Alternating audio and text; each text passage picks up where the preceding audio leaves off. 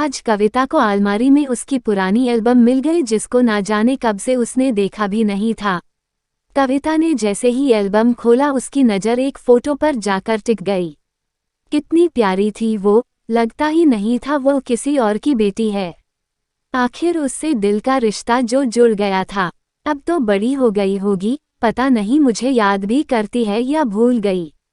मैं भी क्या क्या सोचती हूँ, अब तो भूल ही गई होगी। आखिर 15 साल पुरानी बात हो गई। सोचते हुए वह अतीत में चली गई। उसकी नई नई शादी हुई थी और शादी के तुरंत बाद पति के साथ पोस्टिंग की जगह आ गई थी। वहीं बगल में ही विमल के साथ ऑफिस में काम करने वाले आकाश जी का भी परिवार रहता था। आकाश, उनकी पत्नी लीला और एक प्यारी सी 4 साल की बिटिया कुसुम बहुत प्यारी थी वो, जो एक बार देख ले नजर भी ना हटा पाए। जब से कविता यहाँ आई थी, कुसुम रोज शाम उसके पास आ जाती और उसके साथ देर तक खेलती रहती।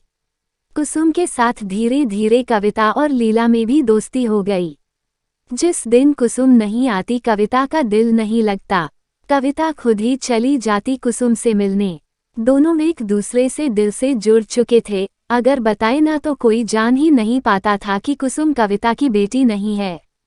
कुसुम कविता को बिल्कुल अपनी माँ की तरह मानती। कविता भी कभी कुसुम के पसंद की चीजें बनाती तो कभी कुसुम के लिए बाजार से खिलौने ले आती। कुल मिलाकर दोनों एक दूसरे के लिए बहुत खास हो गई थीं। ऐसे ही 3 साल बीत गए। कुसुम अब 7 साल की हो गई। अब तो कविता भी माँ बनने वाली थी।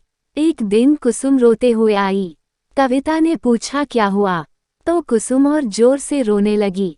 रोते रोते कविता से लिपट गई। कविता ने किसी तरह कुसुम को चुप कराया, फिर भी वह सिसक रही थी।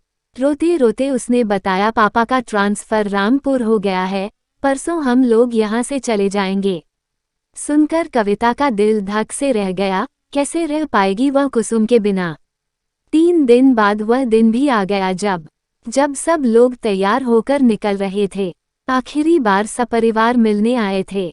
कविता और कुसुम एक दूसरे से गले लग घंटों रोते रहे। उसके बाद उनकी ट्रेन का समय हो गया था तो किसी तरह कुसुम को शांत करा कर ले गए। कविता वही खड़ी ना जाने कितनी देर तक रोती रही। विमल आकर उसे अंदर ना ले गया होता तो शायद वही रोते रोते सो जाती। लेकिन कहा है किसी के जाने से जिंदगी नहीं रुकती। धीरे धीरे कविता सहज हो गई थी। कुसुम के बिना रहने की आदत डाल चुकी थी। धीरे धीरे समय बीतता गया। उसे भी एक प्यारी सी बेटी हुई। अब वह अपनी बेटी की परवरिश में बिजी हो गई थी। लेकिन कुसुम को भूल ही नहीं थी। समय कब पंख लगाकर उड़ जाता है पता ही नहीं चलता। बेटी होने के 3 साल बाद एक बेटा हुआ।